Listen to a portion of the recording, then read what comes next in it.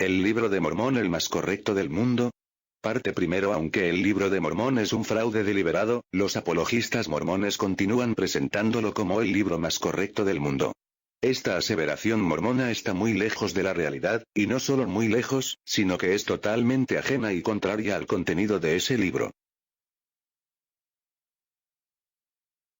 Es verdad que solo los incautos y quienes no conocen la escritura y la historia de la iglesia son los que más fácilmente son seducidos por los mormones cuando les presentan este argumento.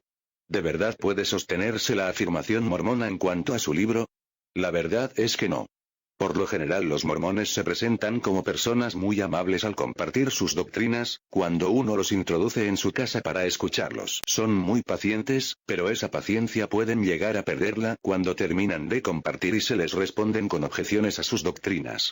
Pero desde los comienzos mismos de la secta mormona, se ha propagado esta mentira de que el libro de Mormón es el libro más correcto del mundo y son muchos los que la han aceptado ciegamente esta enseñanza. El crecimiento del mormonismo continúa. Los misioneros mormones son perseverantes en predicar su evangelio restaurado, como ellos le llaman, de puerta en puerta.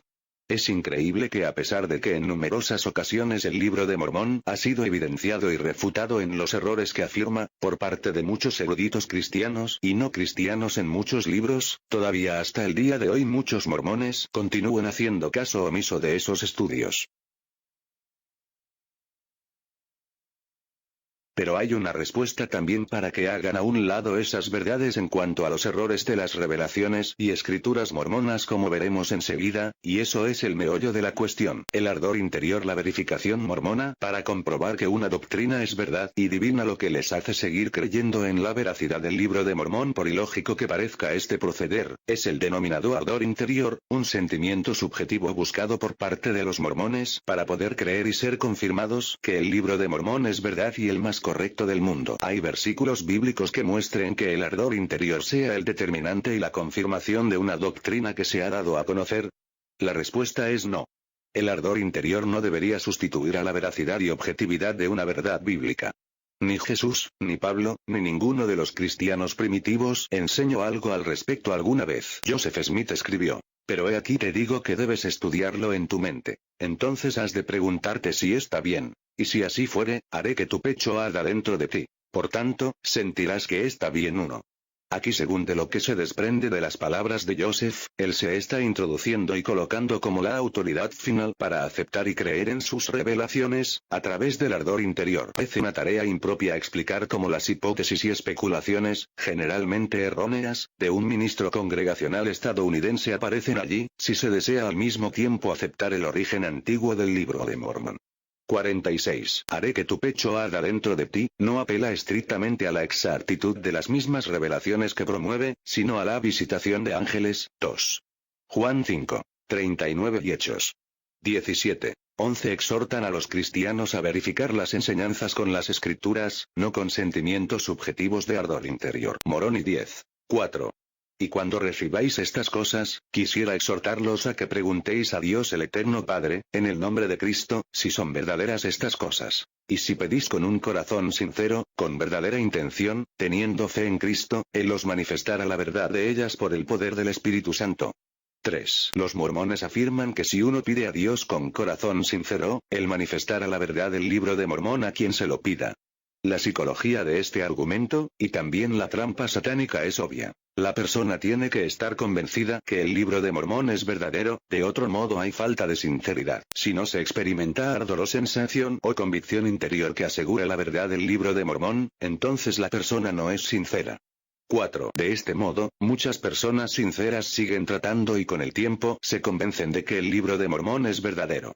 Algunas personas fabrican las sensaciones, otros se convencen por su propia sinceridad o por la de otros o por la ilusión y el trauma de la prueba. Si la sinceridad demuestra la verdad del libro de Mormón, y ellos son profundamente sinceros, entonces el libro de Mormón debe ser verdadero.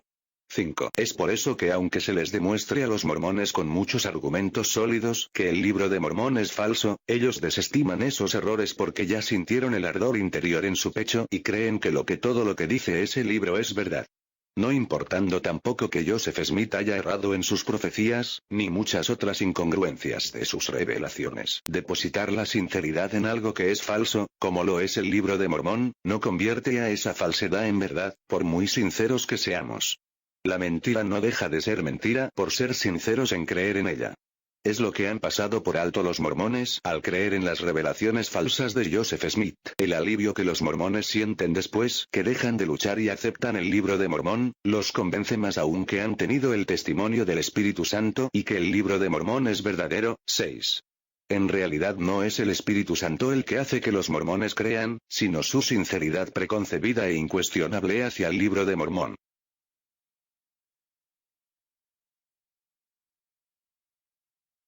Cuando ya de antemano se quiere creer algo sin cuestionar, es muy fácil aceptarlo, no importando sus implicaciones y posibilidades de que pudiera estar equivocado.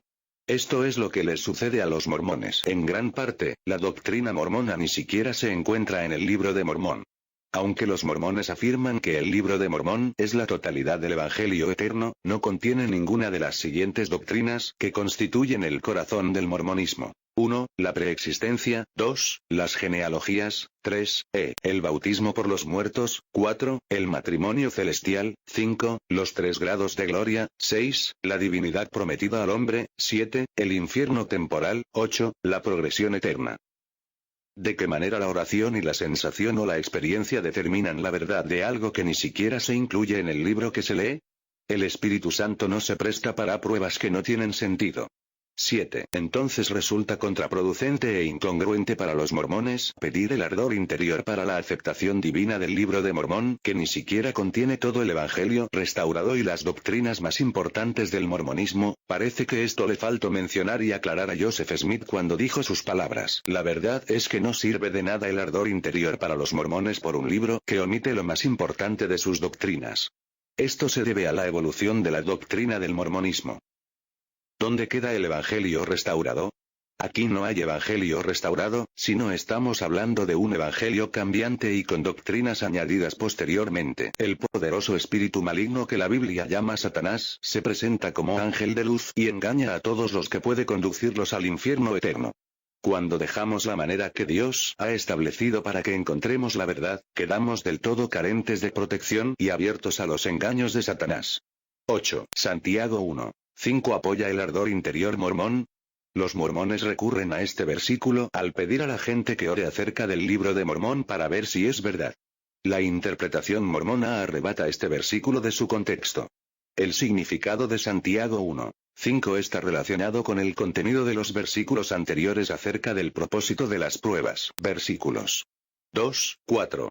Prevé que algunos de sus lectores dirán que no pueden descubrir ningún propósito divino en las pruebas. En ese caso, han de pedirle sabiduría a Dios. 9. Aun si Santiago también se refiriera a pedir sabiduría en general por parte del creyente, no se refiere por extensión a un libro extrabíblico, antibíblico y no histórico como el Libro de Mormón que todavía no existía. Es incongruente e ingenuo que los mormones pretendan que Santiago 1:5 pueda aplicarse al Libro de Mormón escrito muchos siglos después y que lógicamente Santiago no conocía, ni tampoco aprobaría como revelación de Dios porque no es escritura divina. Santiago tampoco dice en el versículo que pidamos ardor interior para la confirmación divina de un libro. La inferencia mormona sobre ese pasaje lee lo que el texto bíblico no dice. El Libro de Mormón no es citado por Jesús o los apóstoles, tampoco por Eusebio de Cesarea, los padres apostólicos, teólogos cristianos primitivos como Ireneo y padres de la Iglesia posteriores. Apareció muchos siglos después, es por eso que es falso llamarlo una revelación divina. Otro testamento de Jesucristo, Evangelio restaurado, el libro más correcto del mundo, y otros calificativos que se le otorgan, obviamente no puede ser considerado palabra de Dios, sino un distorsionado plagio de la Biblia mezclado con otros mitos, dando como resultado un libro espurio, pero claro, Joseph Smith lo ha presentado engañosamente como otro testamento de Jesucristo, si es otro, pero no de Jesús, sino invención de Joseph. Asimismo no tenemos que orar acerca del Libro de Mormón porque Dios ya ha condenado todo evangelio que contradiga lo que se halla en la Biblia. Gálatas 1:6-9. Se debe recalcar que la oración no es la prueba de la verdad religiosa. El apóstol Pablo nos ordena en 1 Tesalonicenses 5:21. examinarlo todo y no que oremos pidiendo un sentimiento subjetivo de que algo es verdad. Aunque los bereanos creían en la oración, su barómetro de verdad no era oración sino las escrituras, Hechos 17. 10, 12, 10. Una persona no debe creer algo sin antes preguntar si se trata de un objeto digno de creencia. Dios no nos llama a ejercer una fe ciega. Ya que Dios es un Dios de razón, Isaías 1, 18, y puesto nos ha hecho criaturas racionales a su imagen, Génesis 1, 27. Colosenses 3, 10, quiere que miremos lo que hacemos. Dios quiere que demos un paso de fe a la luz de las pruebas, pero no un salto de fe a la oscuridad. La Biblia está llena de exhortaciones a que usemos nuestra razón. Jesús ordenó: amarás al Señor tu Dios, con toda tu mente, Mateo 22, 37.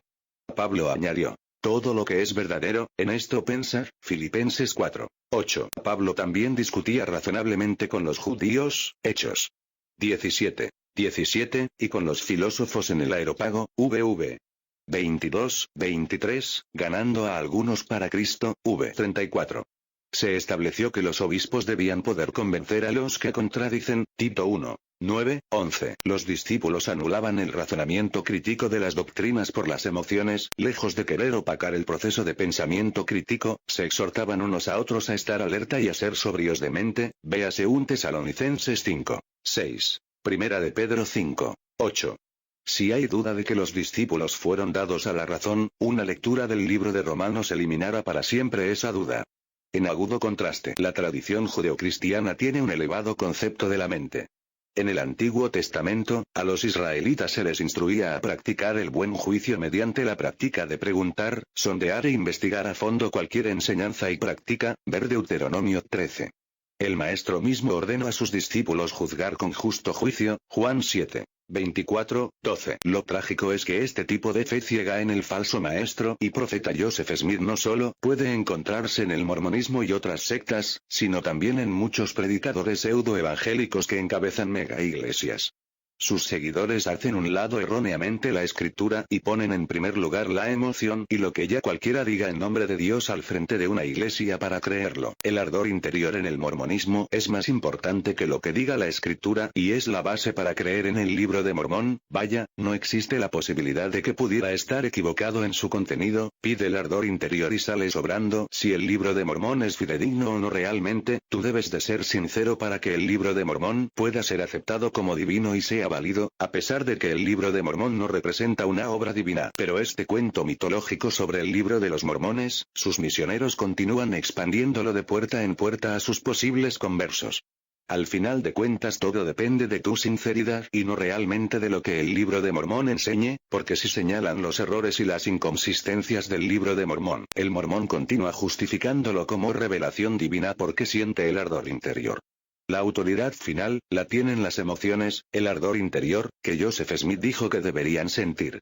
La sugerencia de los misioneros mormones de que los candidatos a la conversión oren pidiendo este ardor es de suma importancia para perpetuar el engaño del mormonismo porque pasa por alto los hechos y cambia los sentimientos. Nadie quiere que se le considere como hipócrita o falto de fe, de modo que hay un profundo deseo por obtener este sentimiento, que ese mismo deseo se puede producir por razones puramente psicológicas. 13. Esta sensación subjetiva bien podría ser producida por la sugestión, y el deseo de los mormones de experimentarlo los convence por millones de que Joseph Smith era un verdadero profeta, a pesar de sus muchas falsas profecías. De que la iglesia mormona es la única iglesia verdadera. Y que cualquier cosa que digan sus máximos dirigentes debe ser aceptada sin duda alguna, por muy equivocado o contradictorio que sea respecto a lo dicho en la Biblia, el libro de Mormón o aún los primeros profetas de la Iglesia de los Santos de los Últimos Días. 14. Muchas personas han hecho esa oración y han recibido ese ardor. Algunas veces la gente se pregunta cómo sucede esto, cuando el que pregunta ha sido tan sincero. ¿Cómo es posible que Dios no le responda correctamente? El problema está en que no ha sido Dios el que le ha respondido. La razón de esto es que la pregunta se produce a través de falsos maestros. La Biblia afirma: cercano está Jehová a todos los que le invocan de veras, Salmos 145, 18. 15. Aquí las palabras clave son estas: a todos los que invocan de veras. Esas personas, sometidas a falsos maestros, son víctimas llevadas a muerte espiritual. No están invocando de veras a Dios. Dentro de la verdad de las Escrituras, no tenemos por qué orar para saber si alguien es un profeta verdadero o falso. Lo probamos a partir de la palabra escrita de Dios. 16. La primera indicación de que algo no está bien en el profeta de los santos de los últimos días es el hecho de que los misioneros no pueden facilitar una lista de las profecías de Joseph Smith, ni tampoco de ningún otro de sus profetas. La Iglesia de los santos de los últimos días nunca ha presentado una lista oficial de las profecías de Smith, a pesar de que la dirige un profeta vivo, y de que esas profecías son el aspecto más importante de todos dentro del Evangelio restaurado. 17. Existen muchos problemas en las doctrinas que presenta el mormonismo, pero la apariencia que presentan sus misioneros y apologistas es demasiado engañosa, porque aparentemente utilizan lenguaje bíblico y parecería que creen todo tal y como la Escritura enseña, pero es solo un espejismo. Cuando uno se adentra a ver más allá de esas creencias, nos encontramos con redefiniciones mormonas de todas esas doctrinas bíblicas que inicialmente profesaban creer, y terminan por ser distorsiones de lo que enseña la Escritura. Cuando la primera vez hablé con dos misioneros mormones, y recién me había convertido en cristiano evangélico, en sus pláticas iniciales nunca me mostraron sus verdaderas creencias, afirmaban creer solo lo que dice la Biblia, escuetamente se referían al libro de Mormón, solo mencionaban que era otra revelación de Jesucristo y que no contradecía a la Biblia, tampoco le daban mucho énfasis a Joseph Smith, solo que había sido un profeta. Fue hasta que tomé un libro de apologética cristiana básico que tenía, donde mostraban las verdaderas creencias más importantes del mormonismo, y al mencionárselas y compararlas con la Biblia fue cuando respondieron: bueno, sí, nosotros creemos eso. ¿Y por qué no lo mencionaron desde el principio?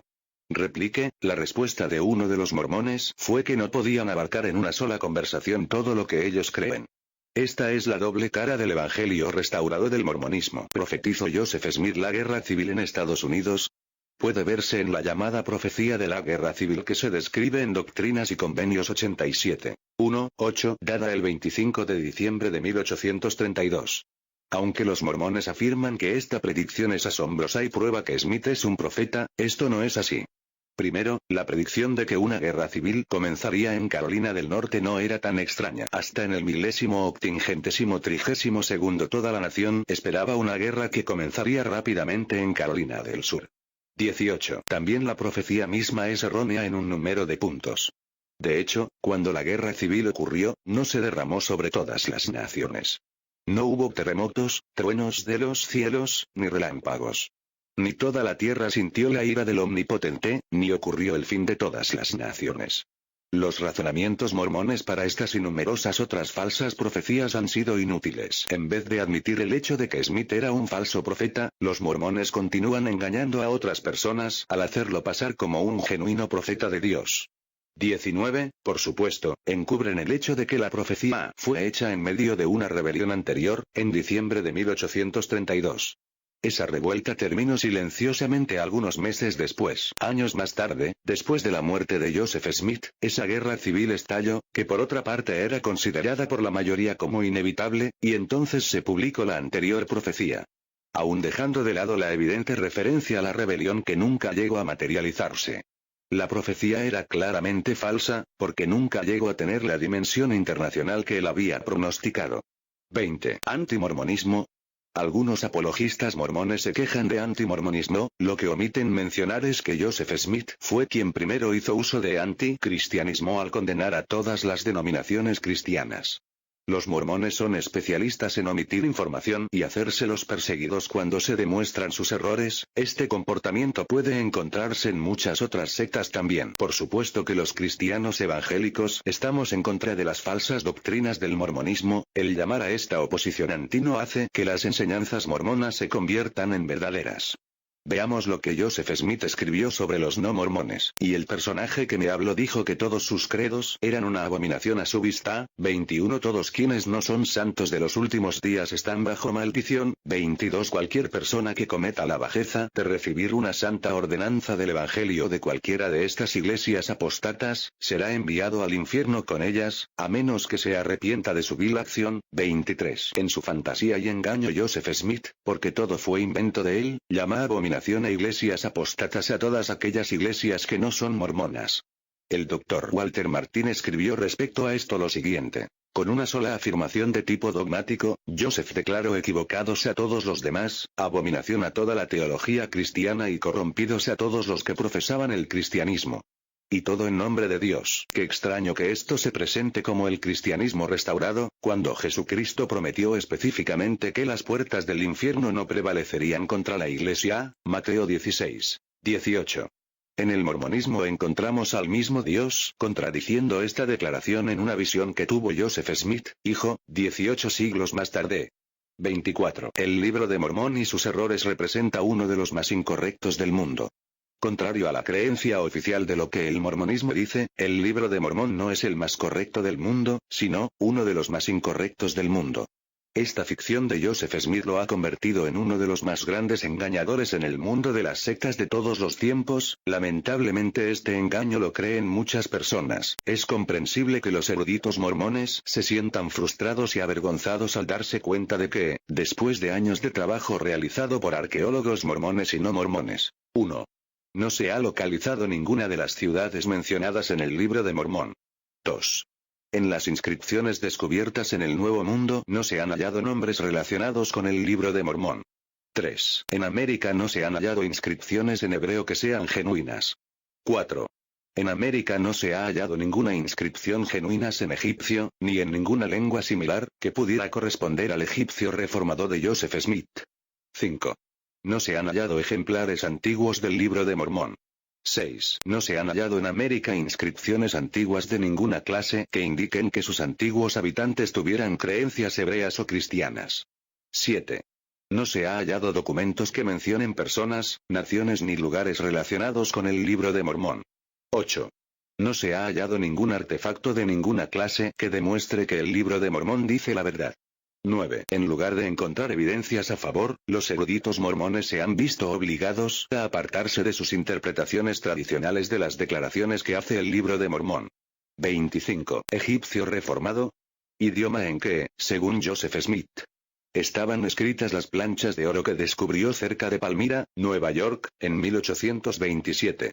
El lenguaje fue escrito por primera vez por Nefi, un judío que vivió en torno al 600 AC. Sin embargo, el idioma hablado por los judíos en ese tiempo era el hebreo.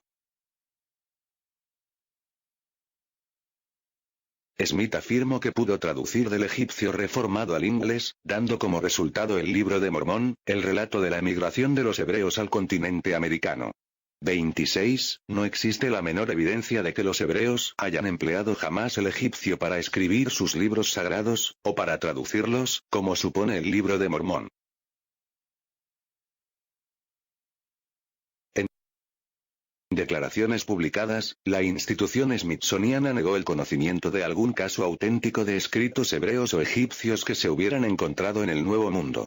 28. Hasta el famoso historiador mormón B.H. Roberts confesó que Joseph Smith podía haber fabricado el libro de Mormón él solo. 29. Veremos su opinión más adelante. La institución Smithsonian nunca ha utilizado el libro de Mormón en ninguna manera.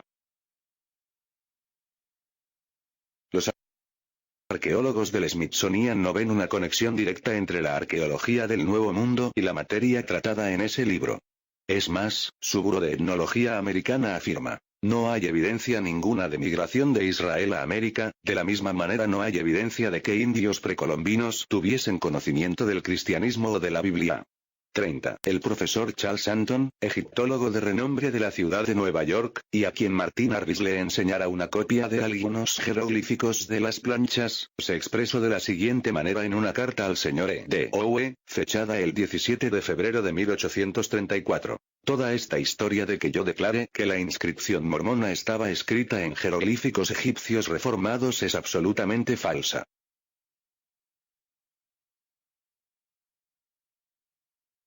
No me tomó mucho tiempo para llegar a la conclusión de que todo era una treta, cómica o fraudulenta.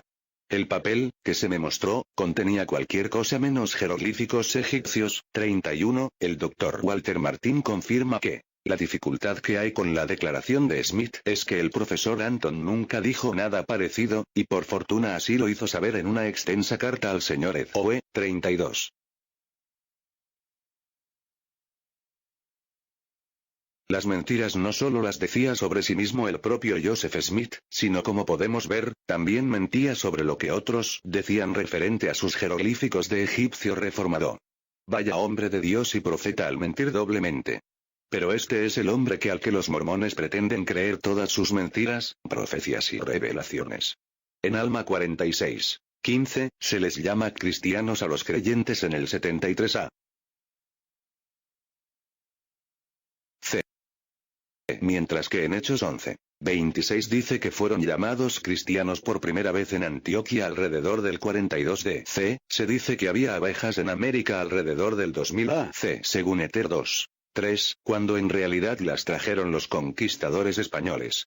33, que el profeta Nefi, del libro de Mormón, que supuestamente escribió en el 600 o 500 A. C. No solo haya citado palabra por palabra a Mateo, Lucas, Pedro, Pablo, siglos antes de que escribieran sus evangelios y epístolas, sino que lo hiciera todo según la versión Reina Valera admite una sola explicación. Las escrituras del libro de Mormón eran totalmente falsas, y todo lo que contienen, incluso las citas del Antiguo y el Nuevo Testamento, fue escrito por Joseph Smith, que evidentemente tenía acceso a esa Biblia. Los absurdos, las incongruencias, los anacronismos y las contradicciones son demasiado numerosas. 34. Desde la publicación del Libro de Mormón en 1830, la primera edición de este ha pasado por una amplia corrección destinada a ponerlo en su forma actual. Habría que destacar algunas de las correcciones que se han hecho en él. En el libro de Mosiah, capítulo 21, versículo 28, se declara que el rey Mosiah tenía un don de Dios. Sin embargo, en la edición original el nombre de ese rey era Benjamín, un descuido que los considerados escribas mormones corrigieron. 35. En un Nefi 13:40, por ejemplo, en la edición 1830 decía: y harás conocer a todos los pueblos, lenguas y naciones, que el Cordero de Dios es el Padre Eterno y el Salvador del mundo, y se cambió por: el Cordero de Dios es el Hijo del Padre Eterno. Se hicieron cambios similares en numerosos lugares. 36. ¿Y los testigos del Libro de Mormón? Los 3 testigos fueron expulsados después de la iglesia mormona, acusados de ladrones y mentirosos, con el agravante de que a Harris el mismo Joseph Smith le llamó mentiroso y estafador, y que a Cowdery y a Wilmer, sus mismos correligionarios mormones, les expulsaron del estado de Missouri, habiendo firmado 80 de ellos una declaración en la que se les acusaba de ser ladrones y falsificadores.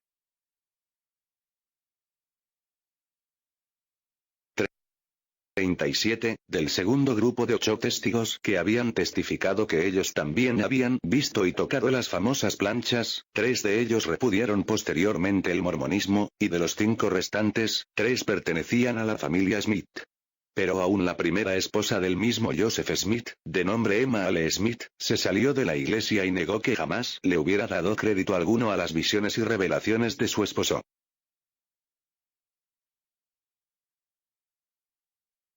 38. ¿Por qué 2 grupos distintos?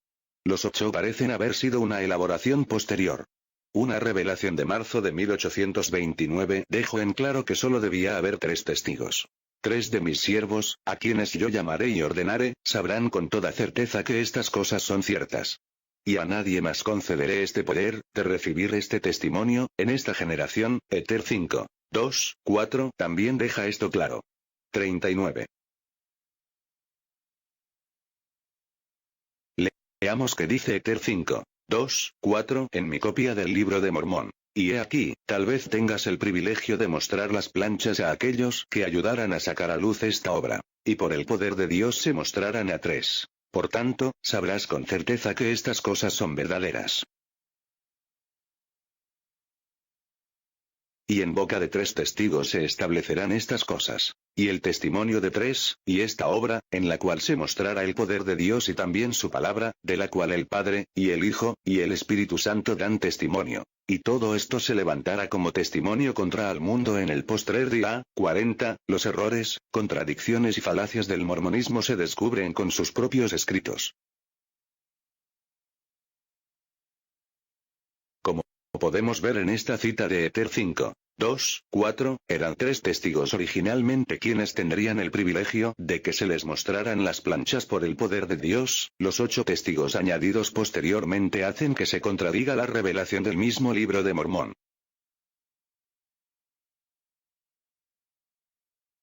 ¿Podría usted imaginar a Jesús referirse a sus testigos, Mateo, Marcos, Lucas y Juan, como una banda de mentirosos, pero al mismo tiempo pedirnos que les creyéramos, así como Joseph Smith nos ha pedido que le creamos a los testigos del Libro de Mormón? 41. David Wimmer, uno de los 3 testigos originales, dijo que Dios le habló de manera audible y le dijo que me separara de los santos de los últimos días.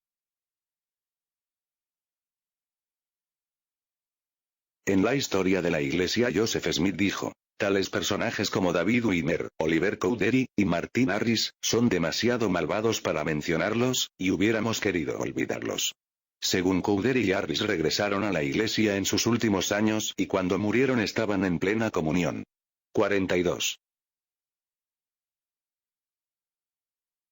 Un Nefi 11. 18. La versión de 1830 enseña que la Virgen que tú ves, es la Madre de Dios, en la carne. Las ediciones modernas dicen, la Madre del Hijo de Dios en vez de la Madre de Dios. Enseña que Jesús nació en Jerusalén, Alma 7, 9, 10, no en Belén como lo enseña la Biblia, Miqueas 5, 2, Mateo 2, 1. En el Amán 14, 20, durante la crucifixión de Jesús, la oscuridad de la faz de la tierra dura por 3 días, en vez de las 3 horas bíblicas, Mateo 27, 45, Marcos 15, 33, 43, por lo anterior, que constituye solo un puñado de ejemplos de cerca de los 4000 cambios de palabras que pueden encontrarse en el Libro de Mormón, algunos efectuados en una época tan reciente como el año 1981. 44.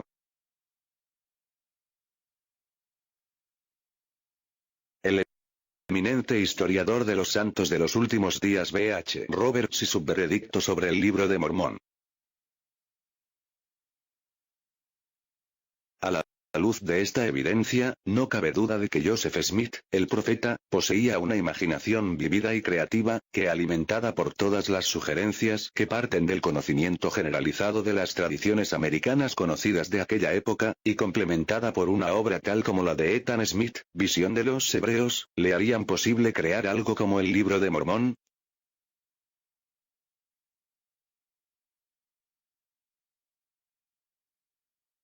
Hay suficiente evidencia interna en el propio libro para sostener esta tesis. En primer lugar, hay cierta falta de perspectiva en las cosas que el libro relata como históricas, que revelan con bastante claridad la mente poco cultivada que les dio origen. La narrativa se despliega con característico desdén de las condiciones necesarias para hacerla plausible, como si fuera una historia contada por un niño, con total indiferencia por consistencia. Las expresiones absurdas, los incidentes milagrosos en la guerra, los casi cómicos y por cierto extravagantes héroes, son absurdos lapsos tal y como sería de esperar si una persona con las limitaciones propias de Joseph Smith, se propusiera producir un libro que tratara acerca de la historia y la civilización de pueblos antiguos y desconocidos. Puede culparse a un investigador si llegara a la conclusión de que el libro de Ethan Smith, donde sugiere que los israelitas se dividieron en 2 pueblos, que hubo tremendas guerras entre ellos, y que los salvajes se impusieron debido a esa división, condujo a la elaboración de los mismos temas básicos en el Libro de Mormón. 45. Fernando Sarabí, quien ha escrito en español el libro más detallado sobre los errores el Libro de Mormón, concluye sobre este punto lo siguiente. Debe destacarse que Roberts nunca abandonó públicamente la fe mormona, los argumentos de Visión de los Hebreos y el Libro de Mormón son muy similares y, dado que el primer libro se publicó varios años antes, en la misma región geográfica, cabe una razonable sospecha de dependencia literaria. Un análisis más detallado muestra semejanzas adicionales acerca de los hechos, objetos e interpretaciones bíblicas, que refuerza tal sospecha. Si bien el Libro de Mormón fue impreso primeramente en 1830, se presentó como una traducción fiel de un registro antiguo concluido en 421 después de Cristo. Apoyo patrístico para el Libro de Mormón. Una web de apologética mormona en español cita las palabras de Orígenes en su Tratado de los Principios 2. 3:6, donde aparece una cita de Clemente que dice: el océano no puede ser cruzado por los hombres, pero esos mundos que se encuentran al otro lado del mar son gobernados por las mismas ordenanzas de Dios que son familiares a nosotros. 47, respuesta. Los apologistas mormones omiten citar lo que Orígenes siguió explicando sobre las palabras de Clemente en esa misma cita. Sin embargo, según lo que Clemente parece indicar cuando dice el océano es infranqueable para los hombres, así como los mundos que están tras él, al nombrar en plural los mundos que están tras él y decir que son conducidos y regidos por la misma providencia de Dios sumo,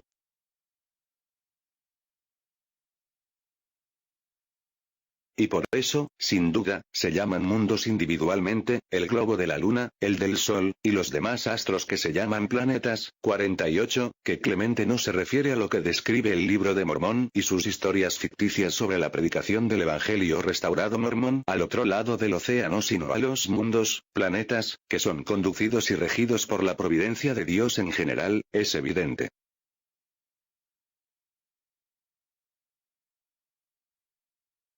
Los apologistas mormones, como se puede observar, no solo tuercen la escritura, añadiendo el libro de Mormón y otras revelaciones irreales, sino también tuercen la patrística como apoyo a la teoría del libro de Mormón. La cita a la que Orígenes se refiere de Clemente es la primera carta de Clemente a los Corintios verso 20.